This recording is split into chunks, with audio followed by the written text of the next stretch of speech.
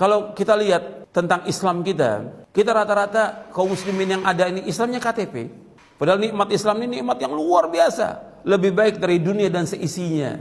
Sekarang kita harus jaga iman kita, jaga keislaman kita. Dengan apa kita menjaga? Dengan apa kita mensyukuri nikmat Islam ini? Dengan kita belajar agama. Kalau kita nggak belajar agama, bagaimana kita tahu tentang agama Islam? Nggak akan tahu kita. Dan kita ingat bahwa Allah setiap hari memberikan waktu kepada kita 24 jam. 24 jam Allah berikan waktu kepada kita. 1440 menit.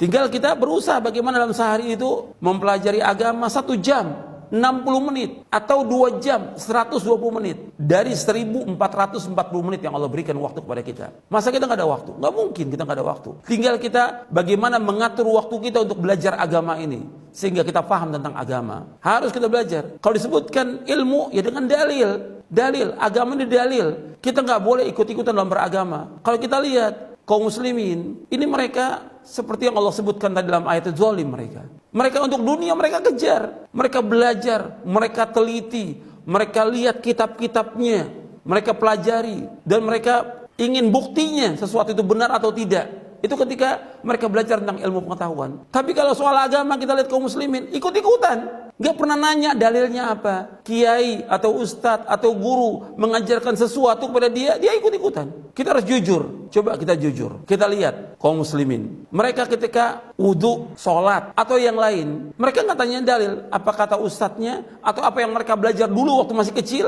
Ya itu nggak ada perubahan sama sekali. Mereka nggak berusaha bagaimana memperbaiki agama mereka. Cukup. Tapi kalau ilmu pengetahuan, mereka buka kitabnya, mereka rujuk dan segala macam. Artinya mereka rujuk dari kitab-kitab benar atau tidak gitu. Dan mereka tanyakan buktinya.